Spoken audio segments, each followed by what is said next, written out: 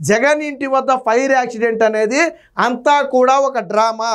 మరి ఈ డ్రామా దేనికోసం ఆడారో తెలియదు కానీ రక్తి కట్టించాల. కాకపోతే విషయం ఏంటంటే వాళ్ళు దేనికోసమో దీన్ని ఒక హైప్ ఇవ్వాలని చూశారు కానీ ఆ హైప్ ఇవ్వలేకపోయారు. మరి అది ఏదైనా ఇష్యూని దారి మళ్లించడానికా, లేదా జగన్మోహన్ రెడ్డి మీద ప్రజల్లో సెంటిమెంట్ పుట్టించడానికా, లేదా చంద్రబాబు మీద లేదా కూటమి ప్రభుత్వం మీద ఆ నిందలు వేసి శాంతి భద్రతలకు విఘాతం కలిగిందని చెప్పి ఏదైనా ఇది చేయటానికో ఏం జరిగిందో తెలియదు కానీ ఒక డ్రామాకైతే తెరదీశారు. కాకపోతే డ్రామా బెడిసి కొట్టింది. వాళ్ళు అనుకున్న వ్యూహం అయితే ఫలించలా. ఈ మూడిట్లో ఏది జరగల. నిందలంటే ఏదో సోషల్ మీడియా చేతిలో ఉంది కాబట్టి పోస్ట్ వేసుకుంటున్నాడు కానీ ప్రజలు నమ్మట్లేదు. నేను చెప్పింది అదే. ఎందుకు నమ్ముతారు? మరి నీ ఇంట్లో దాడి జరిగితే సీసీ కెమెరా ఫుటేజ్ ఎందుకు ఇవ్వరా అని అడుగుతారు. ఎవరు అడిగినా, నువ్వు అడిగినా, నేను అడిగినా, బయట వాళ్ళు అడిగినా అదే కదా మాట.